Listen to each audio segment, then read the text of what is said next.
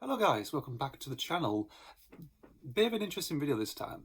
It's focused on the content I've been doing since last year and also a bit of early this year as well, which is about Doctor Who The Unrecorded Adventures, my fan series, audio fan series I've been doing, again since last year in 2024, but also a bit more in, a bit sporadically throughout this year really. And I'm here to talk about basically what was the original intention of, well, the original idea for the continuation of the series, interestingly. And this only happened about maybe early this year, in January this did.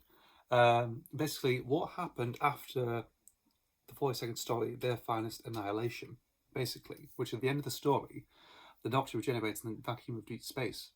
Obviously, when the TARDIS explodes and, and starts regenerating. And I left it open-ended, actually. Originally, for what I did, I left it open-ended, because I think I had the original idea of saying I'll let someone else take over the series, really, like a totally different person. Someone I probably I know on YouTube anyway can take the series. I can still produce it, that sort of thing, but let a different person write it, actually have their own ideas, their different idea of a Doctor. That would have been interesting, actually. So I left it open-ended that way, and that's still the case actually for the for the series, really, of what's been going on now, actually, since the video for Last Orders, which are called, and obviously, so basically with this thing, I rearranged some stories, the ones that I've actually written, basically. So stuff like Professor X, Kelly Green Men, The Occupants, they're all sort of added, like say, Phase 6 B, C, D, that sort of thing. So these are stories that come after. So I'm slowing them between in my playlist, really, in the playlist. I've been slowing them in, actually. So you got more stories, of course, even though they were produced, just after the actual proper series are finished. I think for those ones, actually, because I've written them just around the time the series was finishing, actually, or just as it was finishing airing, actually. Meant to be like actually, it was meant to be one of them. Two of them were supposed to be like side steps. So it was like two stories into one. Side steps part one, I think it was. It was maybe sandwiched in between probably Family of Noise and Children of Shriva, basically, and or Spawn the Beast, actually. And that was sort of like a little thing. Obviously, I was a veto against it. Then obviously in the year I released them along with The Occupants, really. And the other stuff involved, stuff like based on old television stories, like Shrine, Aranella, Mende Fault, and some other stuff involving, some stories based on tabletop games, actually, believe it or not. I think they're a bit defunct now, actually, but they've been around for about 10 years or so, probably about 12 years, something like that.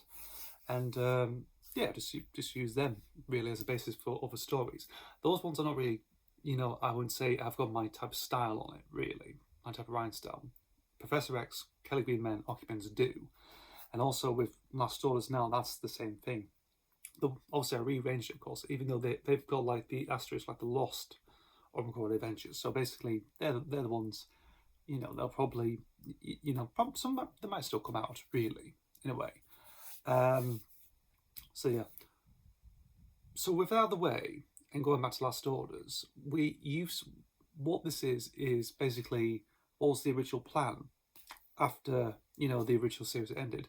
And I'll tell you now, because I don't think I'll probably say anything. Other else, unless I do a bit of video about explaining all the stories, their origins. I would at some point, actually, but depends on timing, really. Indeed, when I get around to it, really, that sort of thing. Because there'll be some interesting things. Because what's behind these stories. What's behind this sort of thing, really. So there we go. So the original idea for this was to continue the story after Their Finest Annihilation. The Doctor would obviously still be in the midst of his regeneration process in the deep space, but he gets picked up, and then he gets rescued by the cats of Jen Sing, which obviously basically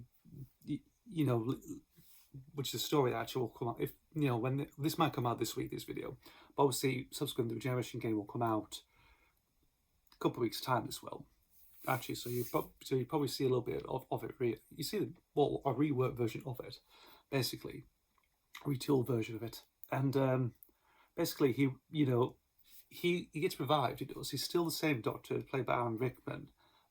Obviously, but it's so the interesting thing about him is because you know he's got bionic eyes. Just to say that. So this idea came from I found about through 2000 AD through Judge Dredd. Really, I think in one of the comic stories he gets his Dredd gets his eyes taken out, and also he gets replaced with cybernetic ones. And every time I keep thinking about that, actually, I thought maybe obviously something similar to that. Well, not really similar. Did with Peter Capaldi's performance in Series 10 in the middle of series, so like in the middle between Series 10, from Oxygen till the Pyramid at the End of the World in 2017, basically. So not far off really, and on that idea, and the idea was just to make it a bit more vulnerable. He hasn't got a sonic screwdriver or anything else like that because he got incinerated in their in the previous story, Finest Annihilation, basically, and so he hasn't got any of that really. No sonic screwdriver, not like the usual requirements. He's got bionic eyes, which actually, in a way, sort of like the sonic sunglasses. There's sort of a similar thing, but it's like a built-in thing. You can unlock doors, scan things, really, in certain parts. Not much in a strong capacity, really, but just when the story is needed, really. Like, it needs to get like a little tiny situation, really, or how to access, a guarded place, really, in a way. So that's one thing. And one other thing was, who's going to be this companion? Obviously, because Louisa Shepard had died in the previous story. She sacrificed herself at the end of the Finest Annihilation when the oil fire blown up, really. When the Daleks used a giant bomb they did, in 2188. And this idea came up, and I had this idea for a long time that I did, about a companion that was sort of reconstructed. I mean, that's sort of, it's a similar thing, really. I mean, that sort of happened in Big Finish with Constance Clark, really, in a way. It's all like that. But this idea came, I think maybe just flesh out a bit more, interestingly. So basically the idea is that the Cats of Genzing have got old time Lord technology that they've kept because they were issued from Gallifrey. They're one of the original habits of Gallifrey, and the Time Lords pushed them out or exiled them to another planet, this dusty, unknown planet that they go to, or that they live on, really. And they acquired this technology, or actually stole the technology for themselves, really. So it's basically like, again, like looms, really. Like they take a bit of DNA, a progenitor machine, really, like the Doctor's daughter. And what they have done is they found some DNA on the Doctor's outfit, really. Obviously, they try and reconstruct a companion just to keep him sane, really, because of what's been going on with his, the way he's like hasn't regenerated. But the fact he's got, I also forgot to mention this. They've actually, because they've given him that what do you call it? It's like a regeneration stabilizing serum that Russell made, which appeared in that was first mentioned in the penultimate story, Time Flies, really, with the whole thing with Mandrake and Cora inside the TARDIS, basically that they stole and then given to the Master. Hence why he's got the new body, really. When a little bit of backstory of that thing, after the events of Survival, the Master had the cheer virus. He did, so he did escape, but he ended up landing on a husk type planet, or again like just a great planet actually, and he encounters these two Gallifreyans, rogue Gallifreyans, Mandrake and Cora, and they give him this serum unless they help him help him build some crude time travel, which eventually they did, obviously, but also it spurred off the whole crude time travel thing. Spurred off when they actually gave it to someone called Marion DeVille, who appears in the story My Last Duchess, in that story. And so then Gallifreyans have been causing a bit of chaos here and there, unbeknownst, really. So they give the Masters some new life. They give in a murderous Victorian nanny time travel, strangely, and and basically just roaming around the rears, be like again, space age Bonnie and Clyde, basically, in that way. So obviously he's got that. He's still stable. With the Doctor's still stable, basically, and then but it's like for a short period. It's like he's got treatment for an illness, really, but it won't last long, really, in this way, because the one that they've given him is a different version to what they give to the Cora and Mandrake give to the Master, really. The Cats of Genzing, Dunon and Kaplan given this version really, but it's not really last long. It sort of continues like he gets a breath of life, but over for the course of the series, he starts deteriorating. He does, and then that sort of thing really. So moving back to this reconstructed companion business, so basically they took found some DNA of Louisa Shepherd, his companion, and then brought it back, even though it's not really her, it's someone completely different. Yeah, she's blonde and also that sort of thing really, but she's not. But she still changed the memories of his companion. Like, she knows who the Doctor is. He knows that she's travelled with him, but she's completely different. Absolutely. And some of her memories are a bit scrambled. Like, she thinks she met the Doctor in 1999, even though it was 1979 that they first met. So basically, she's like, she thinks she's a companion that is from the 90s, but theoretically, she looks like, she sort of remembers that she's from the 90s and looks like she's from the 90s, but she's actually from the 70s, basically. That sort of thing. But she doesn't have a name. And the idea for this idea she became, which was Sarah Norton, basically. And in terms of Sarah, it's like the 4-letter word Sarah without the H, basically. Now, this is something the Doctor has never actually experienced before, because with companions throughout, they'll have different names to do. Anyway, completely different, all different names. But the idea of having a companion that sort of has like a similar name, same sounding name, and using that sort of thing, it's like that sort of rubs them up the wrong way. So you can't use that name. Go and find something else. But she sticks by that name. Interesting. I think she was really, because how she found it was she found some papers or some scribbles that the Doctor was writing in his little bunker or little quarters that he's on the planet for, to face against the Master. And then basically he just accepts it. She says, no, I want this name, I'm choosing this name. So there we go. If you don't like it, deal with it, stick with it, so there we go. So that's when we get Sarah Norton as the companion, still sort of in the vein of Louisa Shepherd. Really, she still has the memories of her travelling with him, but he's completely different in type of style and sometimes physicality as well. She's quite tough. Now, Sarah Norton is based on Jacqueline Lovell, or Sarah St. James, basically, who was a model, softcore actress, a B-movie actress as well. She worked with with Charles Band a few times, actually. She worked on low-budget stuff she did in the 90s. She did. And, it's a quite interesting thing, really. I actually looking for a body of work, and actually for what she's been doing film-wise, really. I thought, there's some potential there, actually. She has good presence. She has this funniness to her, and there's some interesting physicality that she brings to it, a bit of toughness to it as well. Again, bit of a, in other ways, glamorous tomboyish type style. I think that's the same thing with Linnea Quigley, really. That sort of similar thing. It's like, Louise is sort of like, this thing is in the 70s, really, same thing, and whereas Sarah's the same thing in the 90s, really. It's two different things. I didn't ever plan to even like another one for being in the 80s. I'm not too sure, really. There could be some contenders there. I don't know. So, but maybe like for B-movie stuff, like from B-movie films, low-budget films of the time, really, of them times, really. So yeah, so that's the base. So she was the basis for the company of Sarah Norton. Same with Louisa Shepherd, who I use Linnea Quigley as the basis for that, really. Still do for the stories, really. So yeah, and the other major thing of this series is that obviously the TARDIS explodes. But he does still have a TARDIS, but it's an escape pod, known as the Pagoda, or the J Pagoda. Now, I'm using this from, it's an idea, it's something that they use in expanded media, only in the novels, in the Virgin New Adventures. It only appears in twice. It appears in Iceberg and Sanctuary, this does. Basically, it's a TARDIS escape pod, basically with like a 4-sided console. And, it's only just just a console room. Nothing else, no doors or anything else, just a few like little cupboards around the sides, that sort of thing, really. There's some art probably around somewhere, there is, but of it, really. But I thought it was a very interesting idea. I thought, maybe yes.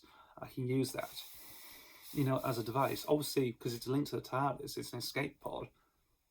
And obviously, the main crux of that whole continuation of that series, or the continuing series, is like where the TARDIS has ended up. Depends where it's gone, because it exploded, but where's the rest of it? And that's like part of the through line, really, of discovering it, really. Like, where's it ended up? Is it still stable, really, after it exploded, really? So that continues. That's the through line for that series, really.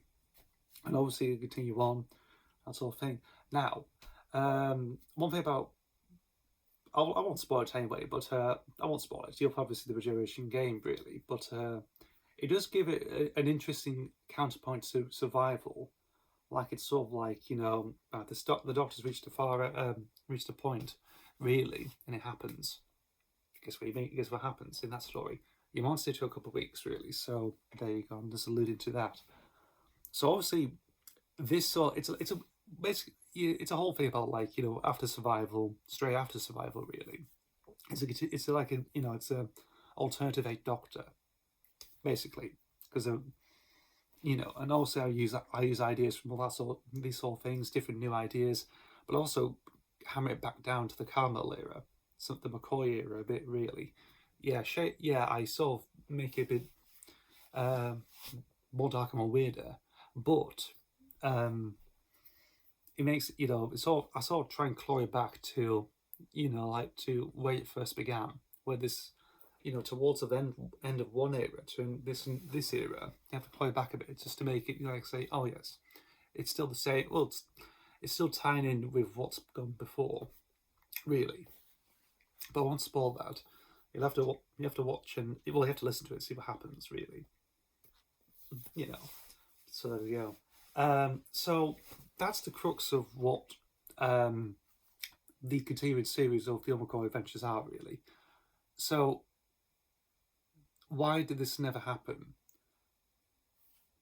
Well, interesting enough. Well, why did I do it in the first place? When back in January, late January, I was at my mate's wedding down in Wales, down by nearby Newport, and I got a comment on the Their Finest Annihilation video. It was actually on the day my mate was getting married, actually, in the morning, and she was because I was getting my suit ready and everything. My phone beat, actually got a notification it did.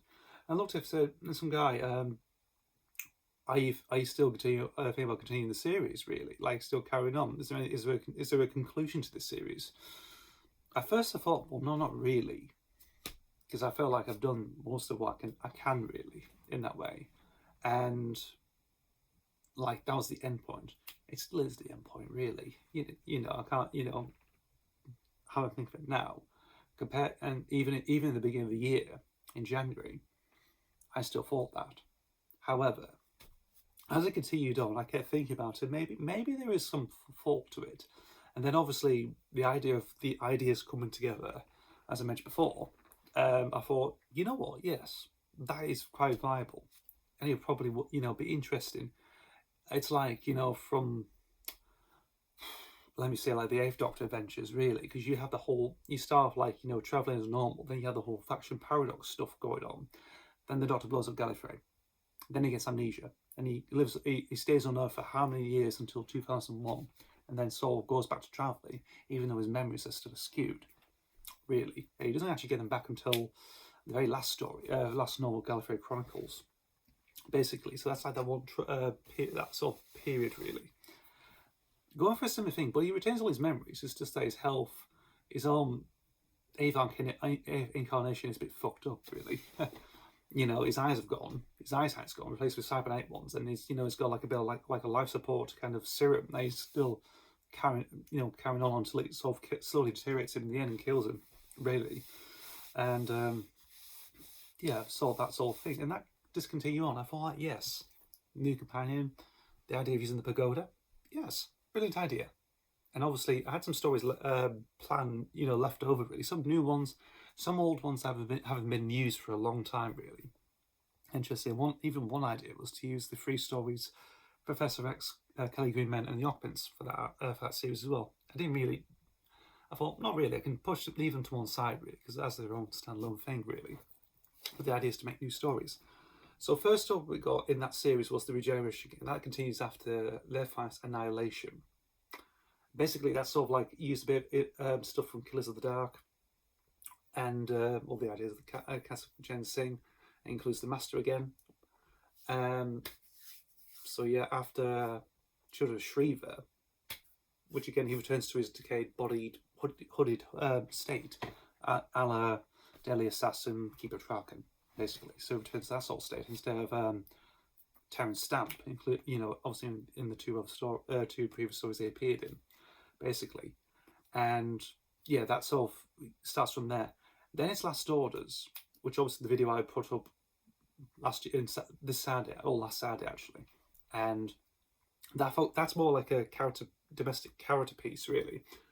What it was actually with this one, in terms of the placing of it, it's more like a refresher. Like the Doctor's he's gone back to Earth. He's gone to Seldon after the events of the previous story, what happened, and then try and rebuild himself, gain confidence, actually go back to travel the universe again. Really, even his state's a bit messed up, and he meets his old companion from Formula '89, Monica Langdon, and that goes on, for a bit, about, towards the end of the story. That he sort of meets at the end, because he's searching for a ex-partner really, trying to rekindle really, doesn't work out. So yeah, it's a low-key story basically. No alien threats or anything. The Doctor is in domestic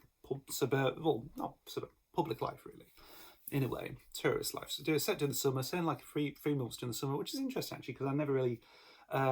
Usually the stories just happen, throughout maybe like a day or something like that. In terms of my stories, how this all structured. In this case, it's like it's over. The story sets between 3 months, between June and August 1990, basically, and it all returns to that sort of idea of just using the 90s a bit more. So that's the start of the 90s. There's still a couple of stories, years I haven't ticked off yet, basically. I will do eventually, I'll tell you.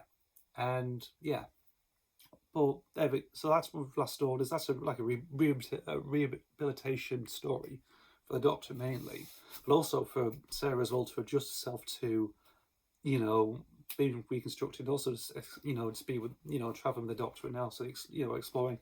Now, is she the same person as she really was? She's got the memories, but does she function the same, really? And but also that sort of thing, it just tends to happen.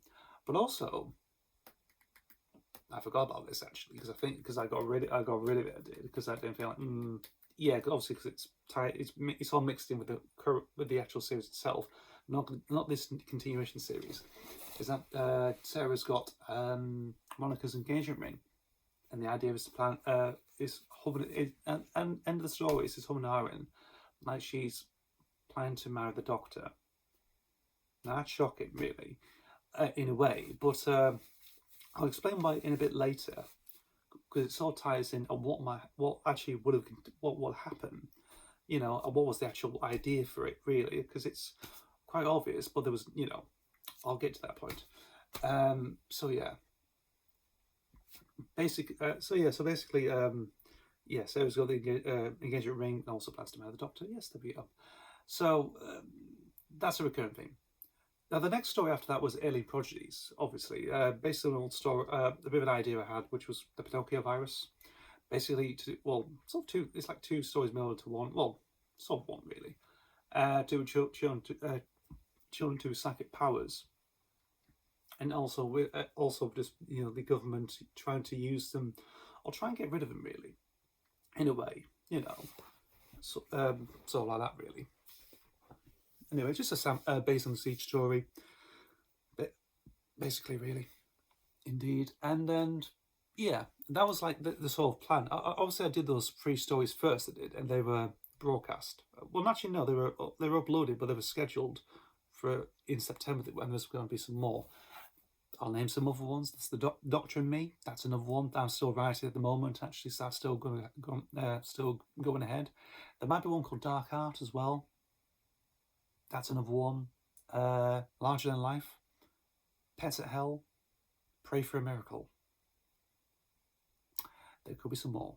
Depends. There's some more ideas floating around. There is, there'll be interesting ones. There are some ones I actually, sometimes I probably look at an old story. I feel like, like an old story idea. I can probably use that actually, and just jigger it, basically, and expand it a bit more. It's like, that's a basic idea. Well, once I flesh it out to make it different, and it's like, oh, okay, I can use that actually. I can do this, and that. I can have this little element here, and then this little subplot here. Do the A plot and the B plot mixing together. Yes, that seems a good idea actually. Yes, that could probably work. Actually, think about it now, there could probably be some good ideas. I can probably just shelve from my old emails. Actually, I've been sent around years ago, and I can probably just use them. Basically, it's like, oh, okay. So yeah, that was it. So that's the idea. That was sort of the general gist of the series, really. What happened to why did they got? Well, it's all got cancelled. It sort of got cancelled. Like the actual ongoing thread of it got cancelled. So this would have been when the plug was pulled on this, or the original idea for it, came from series 15, series 2, at the end with the reality war, and I lost interest. I absolutely lost interest. I'll do a video on series 15 at some point, and it's like share my thoughts on that. But the reality war, it definitely left a sour taste. That did. And it made me lost interest in doing more writing for the unrecorded adventures, because obviously I did the 3 before, Regeneration Game, Last Orders, Alien Prodigies. I did them first, and obviously they were scheduled for a September release. And basically, when the reality war aired, I was sitting on BBC iPlayer, watched it online, and yeah. It just pulled the plug. It's like, you just hit a brick wall. It's like, oh, okay. And then afterwards, I felt like I didn't really want to continue. Sort of like, just continue it afterwards. It felt like a punch to the gut. That did. I felt,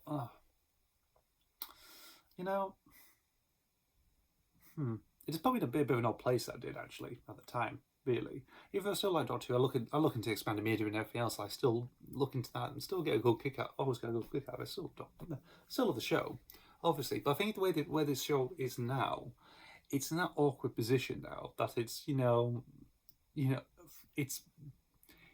it's precarious, to say the least. And I just felt, I'll probably just give this a rest actually. So obviously I go and waste some good material that I've written, waste the material I've written. So recently what I've been doing was I rejiggered it, and then basically slot it in the stories. Basically it's still it's basically like the Lost Adventures, really, that been come out earlier on. But these are written stories that I've written by myself, really, actually by myself. And I thought, I can't just waste them. They're pretty actually good stories, in my opinion, really. Not by anyone's taste, but I've written them. I really enjoy them because it's my writing really. So yeah, there we go. So I end up just rejigging it. I end up rewriting it. We had Louisa instead of Sarah in it, and then just remove stuff like the pagoda, the whole things with the whole marriage thing, of course, and yeah, that sort of thing. Oh, I forgot about the whole marriage thing actually. The idea, how the series progressed, really, it was going to lead to the Schalke Doctor, Richie Grant's Doctor. Him, obviously, we at the end. Well, the last story I could probably think of, which had the title called "The Fringes of War," and that was supposed to be on Gallifrey. I think that's my only story that's meant to be set on Gallifrey, actually. So it's basically the end. The Doctor lands on Gallifrey with Sarah. They end up getting married. They do, and slowly doing that. Halfway through the story, actually, the Eighth Doctor suddenly I think he gets deteriorate. He deteriorates for the story. He does, obviously for this previous stories as well. He starts deteriorating, and they end up going to bed, and he ends up regenerating while Sarah's asleep. Really, so he ends up and becomes the Ninth Doctor, Richard E. Grant's Doctor, and obviously, and this leads to the invasion of Gallifrey. The time is going to the Matrix. Sarah gets killed, basically, so she ends up dying towards the end of the story. She does, and the Doctor flees.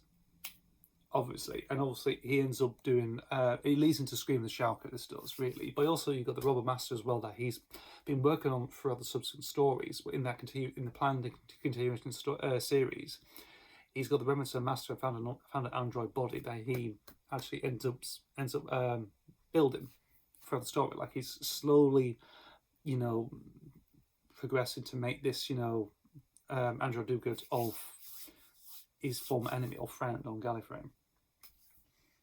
Hence why we got the master. Hence we got the android master and Shauker.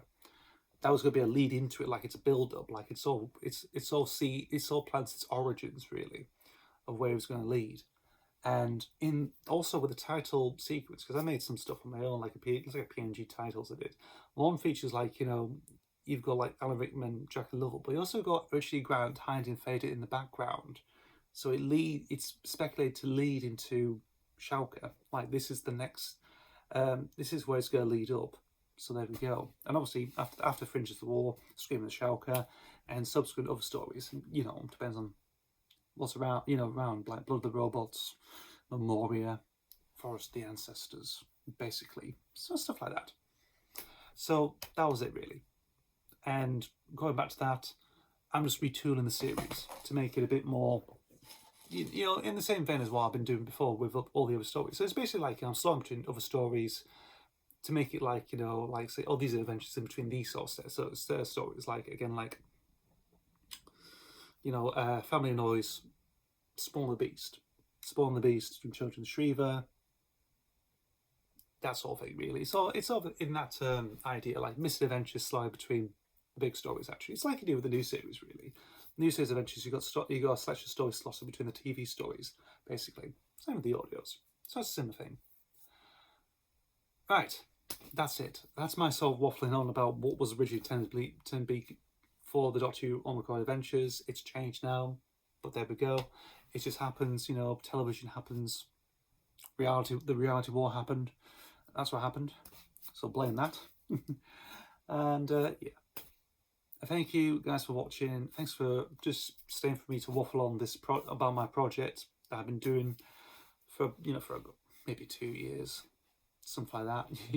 But there we go. I'll see you for the next video. See you guys.